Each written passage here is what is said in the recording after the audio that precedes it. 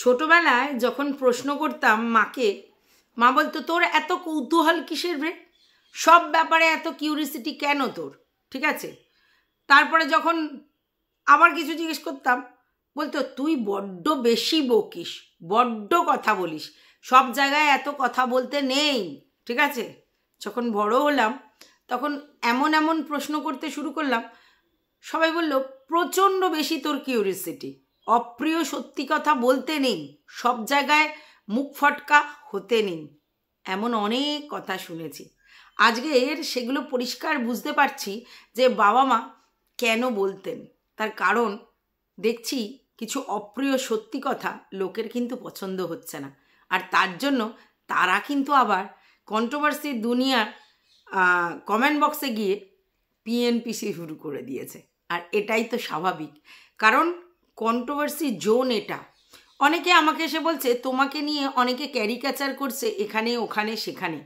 আমি তাদেরকে বললাম এটাই তো স্বাভাবিক, আমি কন্ট্রোভার্সি জোনে এসেছি, তো কন্ট্রোভার্সি জোনের রুলসই হচ্ছে তুমি যদি কাউকে নিয়ে কন্ট্রোভার্সি করো আর সেটা যদি অন্য কারোর পছন্দ না হয়, তাহলে তোমাকে নিয়েও কন্ট্রোভার্সি হবে, তোমাকে নিয়েও পিএনপিসি হবে, তোমাকেও লোকে বলবে। আর তার জন্য তাকে তেড়ে ফুড়ে বলার কিছু নেই। সব জিনিস সময়ের সাথে সাথে আবর্তিত হয়, সময়কে সময় দিতে হয়। যেটা তারা বলছে তারা তাদের নিজের ভাব ব্যক্ত করছে, একটা সময় তাদের নিশ্চয়ই রিয়েলাইজেশন হবে, ঠিক আছে। তো যাই হোক, অনেকে ভয় দেখাচ্ছে, অনেকে বলছে না তোমাকে আর ভিউজ দেব না, অনেকে দল করছে এদেরকে ভিউজ দেয়া বন্ধ করো, আমরা ভিউজ দিই বলেই তো ওরা ভিডিওতে ভিউজ পায়। একদম ঠিক কথা, ভিউয়ার্সরা ভিউজ দেয় বলেই আমরা ভিউজ পাই, কিন্তু সেটা কি কারণে? আমার কথায় তাদের যুক্তিযুক্ত মনে হলে, যদি তাদের মনে হয় যে এটা লজিক্যাল নয়, তাহলে নিশ্চয়ই ভিডিওতে ভিউজ দেবে না। আর যদি কেউ মনে করে যে কাউকে আমি ভালো বলেছি মানে সারা জীবন ধরে তাকে তার সমস্ত দোষ গুণ নিয়ে শুধু ভালো ভালো বলে যেতে হবে, সরি টু সে, সেটা কিন্তু সম্ভব নয়। একটা মানুষ সে সব সময় সব কাজ ঠিক করবে এটা নয়, আর একটা মানুষ তার কোনো ভুল হবে না এটা নয়। মানুষের কাছে বিশ্বাসযোগ্যতাটা অর্জন করতে হবে, সেটা সে যেই হোক। এইবার কথা হচ্ছে, আমরা টিনু সুন্দরী আর কচি খোকাকে কন্টেন্ট করে ভিডিও করি। কেউ টিনু সুন্দরীকে নিয়ে পজিটিভ ভিডিও করে, কেউ কচি খোকাকে নিয়ে পজিটিভ ভিডিও করে। আবার কখনো কেউ কচি খোকার কিছু ভুল ধরলে বলে, ভুল দেখলে, আর কেউ টিনু সুন্দরীর কিছু ভুল দেখলে বলে। তো এখানে প্রথম কথা হচ্ছে, যেটা হচ্ছে এরা কিন্তু ব্লগিংয়ের নাম করে পার্সোনাল জিনিসকেই কিন্তু বেচেছে মার্কেটে, এটা কিন্তু মাথায় রাখবেন। এরা শুধুমাত্র ব্লগিংয়ে কাজকর্ম দেখিয়েছে সেটা কিন্তু নয়, এরা এদের পার্সোনাল জিনিসটা বেচেছে, আর সেটা নিয়েই কিন্তু কন্ট্রোভার্সি হচ্ছে। অবশ্যই বেচুই তার পার্সোনাল জিনিস প্রথম রিভিল করেছিল, এটা কিন্তু মানতে হবে। তাই 13 দিন পর এসে টিনা কিন্তু প্রথম ভিডিও করে, আর তার আগে বেচু টিনাকে যেভাবে হোক বেচে দিয়ে গেছে। তারা যদি তাদের পার্সোনাল কথা বাইরে ওপেন না করতো, তাহলে আমাদের কারোর ক্ষমতাই ছিল না সেটা নিয়ে কথা বলার। তাই কন্টেন্ট আছে বলেই কথা বলা হচ্ছে। তো সেদিনকে বেচু যেটা করেছিল সেটা অবশ্যই অন্যায়। তাদের পার্সোনাল জিনিস কেন তারা বাইরে বেচেছে, কেন তারা বলেছে, তারা কেন পাবলিক করেছে, তাই না পাবলিক কিউরিসিটি দেখিয়েছে। এইবার টিনু যেটা বলেছিল, যেটা দেখে আমার অন্তত ভালো লেগেছিল, সেটা হচ্ছে টিনুর গাটস। সেটা কি, টিনু কিন্তু নিজের মুখে স্বীকার করেছিল কমিউনিটি পোস্টে যে হ্যাঁ আমি এটা করেছি। কিসের জন্য, কেন, কাকে বাঁচাতে, এইসব কথা ম্যাটার নয়। ম্যাটার হচ্ছে একটা অ্যালিগেশন কচিখোকা লাগিয়েছিল টিনুর এগেনস্টে, আর টিনু সেটাকে অ্যাকসেপ্টেন্স দিয়েছে, সে কমিউনিটি পোস্টের মাধ্যমে সেটা স্বীকার করেছে, এবং সামাজিকভাবে সেটা যেহেতু স্বীকৃত নয় বা বৈধ নয়, তাই অনেকে সেটা নিয়ে আওয়াজ তুলেছে। কিন্তু যেহেতু পরকীয়া লিগালি মানে আর কি কোনো আইনত অপরাধ নয়, সেহেতু আমার মনে হয় যেখানে আইন অপরাধ বলছে না, সেখানে আমি একটা তুচ্ছ ব্যক্তি সেটাকে অপরাধ বলে গণ্য করব। সামাজিকভাবে সেটা মানা হচ্ছে না, কারণ আইন মানলেও সামাজিকভাবে লোকে বলছে যে না এরকম করলে সমাজটা তলিয়ে যাবে। বাট এখন তো আমরা দেখতে পাচ্ছি বহু বহু জায়গায় এরকম হচ্ছে। আচ্ছা, এইবার যেহেতু এরা সোশ্যাল ইনফ্লুয়েন্সার, তাই তারা এইসব জিনিস প্রমোট করতে পারে না, ঠিক আছে। আচ্ছা, এইবার টিনু যেটা করেছিল সেটা ও স্বীকার করেছিল, হ্যাঁ আমি এরকম একটা রিলেশনে আছি, সে আমার পাশে আছে, আমার তার সঙ্গে বন্ধুত্বপূর্ণ সম্পর্ক আছে, সমস্ত কিছু স্বীকার করেছিল। কিন্তু তারপরে কোনো এক সময় যখন এই বাচ্চা সংক্রান্ত ব্যাপারটা হয়েছিল, বাচ্চার জন্য টিনু এবং কচিখোকার মধ্যে একটা লড়াই শুরু হলো, সেই সময় টিনু পরিষ্কার জানিয়ে দিয়েছিল আমার ডিভোর্স দরকার নেই, আমার কচিখোকাকেও দরকার নেই, আমার কি দীপ্তকেও দরকার নেই, ঠিক আছে। তার আগে কিন্তু সে স্বীকার করেছে হ্যাঁ দীপ্তর সঙ্গে তার রিলেশন আছে। যেদিনও স্বীকার করেছে আমার কচিখোকাকেও দরকার নেই আর দীপ্তকেও দরকার নেই, দ্যাট মিনস যে কচিখোকার সঙ্গে সে আর রিলেশনে ফিরে যাবে না, আর ডিভোর্স নিচ্ছে না, মানে আমাদের দীপ্তর সঙ্গেও সে রিলেশনটা বিল্ড আপ করবে না কোনো আইনতভাবে। কিন্তু সে যে তার সঙ্গে বন্ধুত্বপূর্ণ সম্পর্ক রেখেছে সেটা বলাই বাহুল্য, সেটা কিন্তু বোঝা গেছে। তার আগে কিন্তু অবশ্যই এ ভ্যালেন্টাইন্স ডেতে ঘুরতে যাওয়া প্রমোট করেছে। This is not fair. একজন সোশ্যাল ইনফ্লুয়েন্সার বিবাহিত অবস্থায় সেপারেটেড অবস্থায় কারোর সঙ্গে ভ্যালেন্টাইন্স ডে মানাতে যাচ্ছে, সেটা তো কাম্য নয়। সেটা দেখিয়ে সে কি মনে করাচ্ছে লোককে যে না আমার যেটা ইচ্ছা আমি সেটা করতে পারি না, কিন্তু তাই জন্যই সেদিনকে আমরা কিন্তু অপোজ করেছিলাম, ঠিক আছে, বোঝাতে পেরেছি নিশ্চয়ই। আচ্ছা, এইবার যেটা হচ্ছে অনেকেই বলছে ও যখন বলে দিয়েছে দীপ্তর সঙ্গে সম্পর্ক নেই, তাহলে সব জায়গায় তোমরা দীপ্তকে খুঁজছো কেন? কথাটা দীপ্তকে খোঁজা নয় বা ও বলে দিয়েছে সেটা নয়, কথাটা হচ্ছে কোনো এক সময় ও বলেছিল যে সম্পর্ক আছে এবং কোনো এক সময় সে বলেছিল সম্পর্ক নেই। তাহলে আজকের যদি কোনো না কোনো সময় বোঝা যায় তার উপস্থিতি, তখনই মানুষ প্রশ্ন করছে, না হলে কিন্তু এত প্রশ্ন উঠতে পারে না। অনেকে বলছে যে বাইকে করে যে যাচ্ছিল সেটা বগদাদা মেনে নিলাম তর্কের খাতিরে, কিন্তু যখন ঘোষবাড়ির দিকে যাচ্ছে তখন পরিষ্কার বোঝা যাচ্ছে সেই যে ক্যামেরাটা করা হয়েছে সেটা বাইকের পিছন থেকে, মানে বাইকে বসে করা হয়েছে। তাহলে সেই সময় বাইকটা কে চালাচ্ছিল? তাহলে কি তখন কেউ ওলা উবের করে নিয়ে যাচ্ছিল? তাহলে ও তো ওর ভিডিওর মধ্যেই প্রুফ রেখে যাচ্ছে যে ও বাইকে করে চলাফেরা করছে, সেই জন্যই লোক কিন্তু সেটা নিয়ে কিউরিসিটি দেখাচ্ছে। আবার সবথেকে বড় কথা, ও যদি দাদার বাইকে করে যায় তাহলে ও দেখাতে হবে না দাদাকে, তাহলে ও কেন বলছে যে আমি টোটোই করে যাচ্ছি, আবার টোটো ধরবো বলে দাঁড়িয়ে আছি বা টোটোই করে আসছি? ওই যে ও যানবাহনের কথাটা বলছে, এটা প্রবলেম। ও বাইকে করে যাবে কি ও টোটোয় করে যাবে কি বাসে করে যাবে সেটা একদম ওর ম্যাটার। ও বাইকওয়ালাকে দেখাবে না সেটাও ওর ম্যাটার। অবশ্যই ভিডিওর মধ্যে কিন্তু যদি ও দেখাবে না এরকম ছিল, তাহলে ওই জায়গাটাকে ওকে কাট করে দেওয়ার দরকার ছিল। কারণ যখনই এইরকম ধরনের জিনিস কন্টেন্ট হিসেবে মার্কেটে আসবে, লোক সেটা নিয়ে কথা বলবে, ঠিক ভুল পরের কথা। এবার কথা হচ্ছে যখনই ও উপযাজক হয়ে বেশি কথা বলবে তখনই কিন্তু প্রবলেম। ওর মানে বাইকে করে যখন যাচ্ছে তখন ওর বলার দরকারই নেই যে আমি টোটোয় করে যাচ্ছি, আমি অটোয় করে যাচ্ছি, কারণ মানুষ তো বোকা নয়, মানুষ তো বুঝতে পারছে যে না ওটা টোটোর সিন নয়, ওটা অটোর সিন নয়, ওটা বাইকের সিন। কারণ টোটোতে গেলে যেভাবে জিনিসটা দেখা যায়, বাইকে করে গেলে সেটা হয় না। বাইক অনেক ফ্রি স্পেস পাওয়া যায়, কারণ বাইকে তো কোনো আটকানো জায়গা নেই। কিন্তু অটোয় করে গেলে কিন্তু সেই জিনিসগুলো দেখা যায়, রড দেখা যায়, কখনো সিট দেখা যায়, অন্য লোককে দেখা যায়, কিছু না কিছু দেখা যায়। তাহলে কথাটা হচ্ছে ও মিথ্যা কথাগুলো কেন বলছে?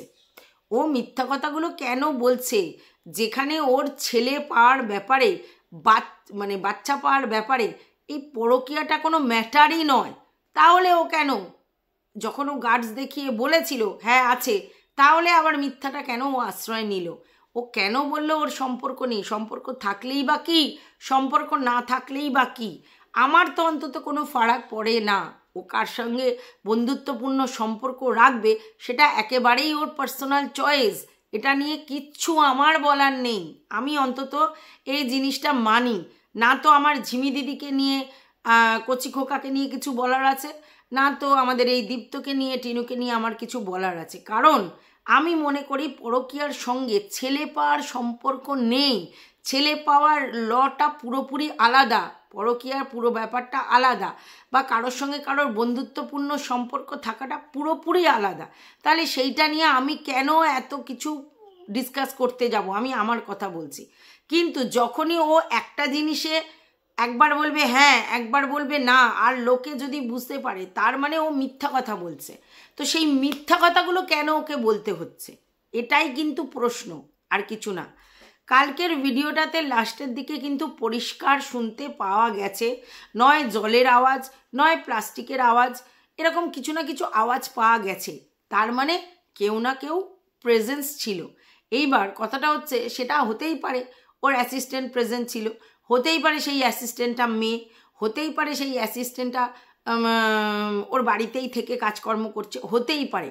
আমরা কিন্তু কোনোটাই জানি না। ওইখানে ওই আওয়াজ হচ্ছে মানেই ওটা আমাদের দীপ্ত, এটার কিন্তু কোনো প্রমাণ নেই, ঠিক আছে? এটার মানে ওর বাড়িতে কেউ না কেউ প্রেজেন্ট আছে, ঠিক আছে? তো সেটা ওর অ্যাসিস্ট্যান্ট ওর বাড়িতে থেকে কাজ করতেই পারে। ও হয়তো এরকমই অ্যাসিস্ট্যান্ট কাউকে জোগাড় করেছে যে ওর সঙ্গে 24 ঘন্টা থাকবে। তো অসুবিধা কি আছে? হ্যাঁ, আমার অ্যাসিস্ট্যান্ট আছে, তো সো হোয়াট? আমি তো বলেছি কন্ট্রোভার্সি হবে বলে আমি অ্যাসিস্ট্যান্টকে দেখাবো না, সে ছেলে হোক আর মেয়ে হোক, ঠিক আছে? কিন্তু আমার অ্যাসিস্ট্যান্ট 24 ঘন্টার জন্যই আছে। না হলে আওয়াজ তো পাওয়া যাচ্ছে, ও যে ওখানে একা নেই এটা তো বোঝা যাচ্ছে। তাহলে সেটা স্বীকার করতে কি দোষ আছে? প্রবলেমটা এটা, ঠিক আছে? অ্যাসিস্ট্যান্টকে কেউ দেখাতে বলছে না। অ্যাসিস্ট্যান্ট ছেলে কি মেয়ে সেটা নিয়েও কোনো প্রবলেম নেই। অ্যাসিস্ট্যান্টকে আমাদের কি দরকার আছে? ও যখন দেখাবে না, সেটা তো জোর করার কিছু নেই, কিন্তু আওয়াজটা পাওয়া যাচ্ছে। এইবার রইল পকোড়ার গল্পটা। প্রথম কথা হচ্ছে, টিনু সেই লেভেলের নিজের জন্য রান্নাবান্না করতেই চায় না, ঠিক আছে? ও কোনো দিন মানে বাপের বাড়ি থেকে তরকারি দিচ্ছে, সেটা দিয়ে খেয়ে নিচ্ছে। কোনো দিন ডাল আর কোনো রকমে ওই গাজর আলু ফালু দিয়ে ভাজা করে নিচ্ছে, এরকম। তো ওর চিকেন ছিল, ওর চিকেনটা পকোড়া বানাতেই পারে, ঠিক আছে? খেতে ইচ্ছা করেছে, বানাতেই পারে। এবং সেই পকোড়াটা দেখে বোঝা যাচ্ছে সেটা ওর একার খাওয়ার থেকে অনেক বেশি। তো থাকতেই পারে ওর কোনো বন্ধু বান্ধব যার সঙ্গে ও পকোড়াটা শেয়ার করেছে, ঠিক আছে? এইবার যেহেতু ও তার আগেই ওই সিজুয়ান চিকেন আর ফ্রাইড রাইসটা খেয়েছে, তার কিছুক্ষণ পরে যখন ও পকোড়া খাচ্ছে, তখন মানুষ এটা প্রশ্ন করছে যে ও তো ওই লেভেলের নয় যে এক্ষুনি এটা খেয়ে নিল, তাতেই পেট ভরে গেল, তাই লোকে প্রশ্ন করছে, ঠিক আছে? তো যাই হোক, আমি আবারও বলছি, আমার কিন্তু কোনো সমস্যা নেই যে কচি খোকার সঙ্গে ঝিমি দিদির কী সম্পর্ক আছে, বা টিনুর সঙ্গে দীপ্তর কী সম্পর্ক আছে। আমার প্রশ্নটা এটা যে ভাই, মিথ্যা কথা কেন? আমার যদি দীপ্তর সঙ্গে সম্পর্ক একটা সময় ছিল, তাহলে কেন আমি অস্বীকার করলাম যে আমার আর কাউকে দরকার নেই? মানে কি?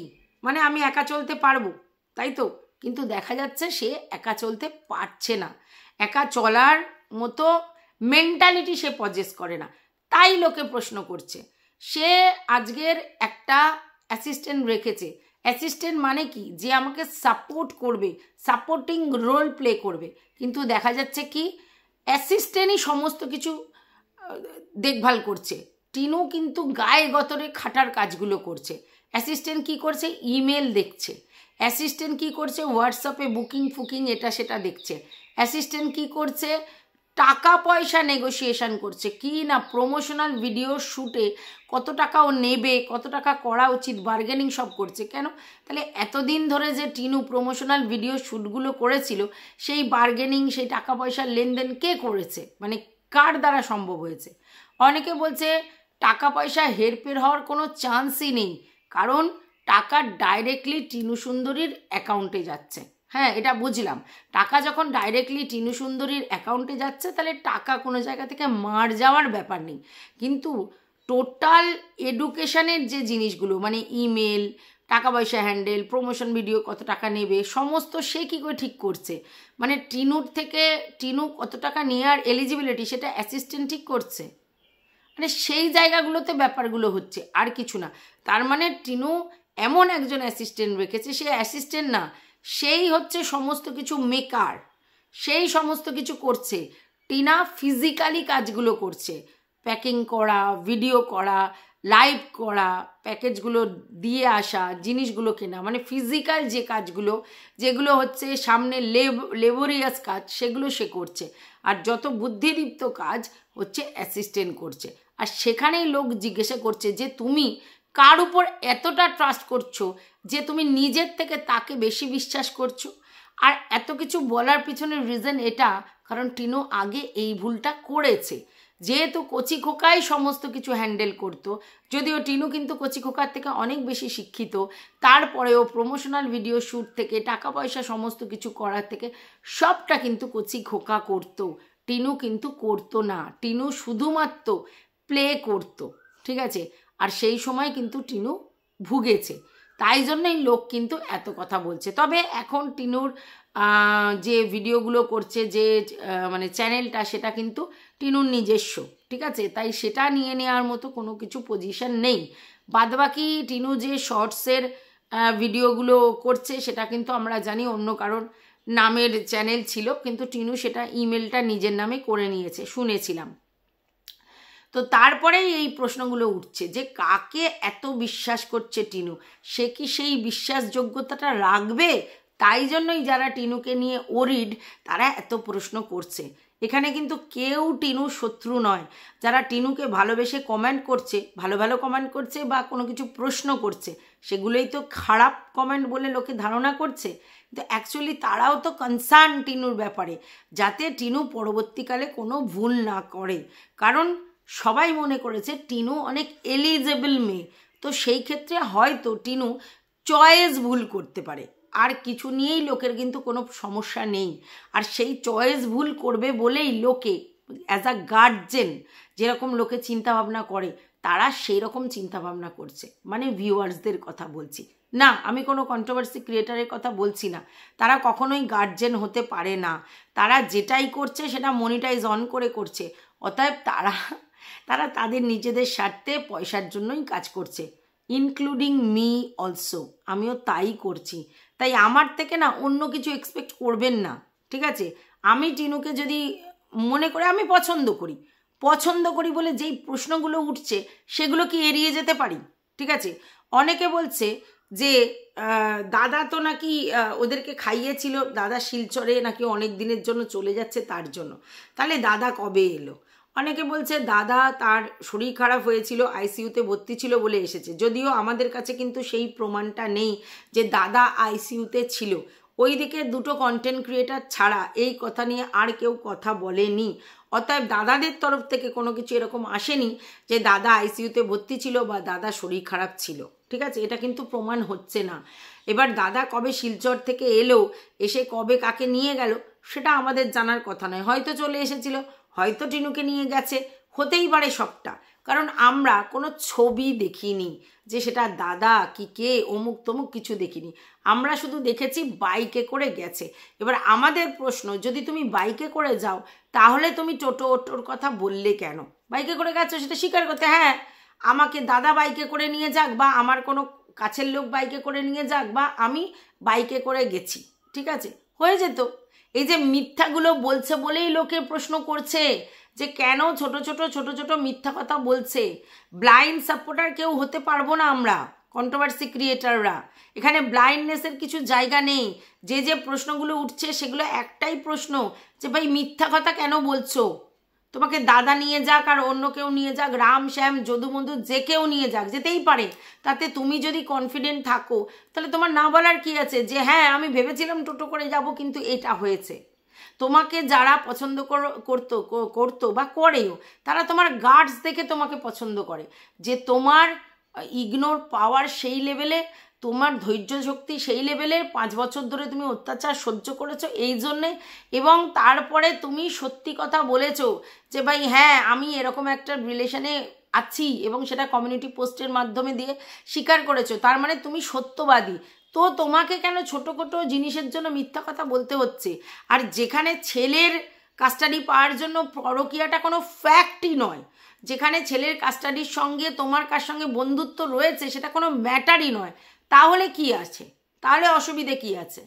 আজকের ডেটে এটা ভেরি ক্লিয়ার। আজকে টিনুর কাছে যাক আর কচি খোকার কাছে যাক, বাচ্চাটা যদি টিনুর কাছে যায় তাহলে কচি খোকার কাছ থেকে অনেকটা ডিটাচ, যদি কচি খোকার কাছে থাকে তাহলে টিনুর কাছ থেকে অনেকটা ডিটাচ। মানে বাবা মা দুজনের সান্নিধ্য সে পাবে না, এবং ভবিষ্যতে নয় তার স্টেপ মম তার সঙ্গে থাকবে, নয় তার স্টেপ ফাদার তার সঙ্গে থাকবে। এটাও আমরা তো নিয়েছি মেনে, তাহলে অসুবিধা কোথায়? তোমরা এই হাইড অ্যান্ড সিক কেন খেলছো? তোমরা পার্সোনাল জিনিসই পাবলিক করেছো, কন্টেন্ট করেছো, তাহলে সেই কন্টেন্ট নিয়ে অবশ্যই কথা হবে। যদি তোমাদের সবটা পার্সোনাল ছিল তাহলে তোমরা সবটা পার্সোনাল রাখতে পারতে। আজকের বেচু তার বউকে বেচেছে, এটা তো পার্সোনাল জিনিস ছিল, সেটা কেন পাবলিক করলো? তারপরে যখন এই কচি খোকার সঙ্গে এই ঝিমির ব্যাপারটা এলো, তখন এই ব্যাপারটা পার্সোনাল হয়ে গেল। কেন কেন তোমার একটা জিনিস পার্সোনাল হবে, একটা জিনিস পাবলিক হবে কেন? তুমি তো তোমার পার্সোনাল জিনিসগুলোই ওপেন করে পাবলিক করেছো, তাই মার্কেটে এত কন্ট্রোভার্সি। তাহলে আবার এখন যদি তুমি বলো না আমি আর পাবলিক পার্সন নই, আমি এখন পার্সোনাল পার্সন, সমস্ত জিনিস আমি ওপেন করবো না, তাহলে তো হবে না, তোমাকে শুনতে হবে।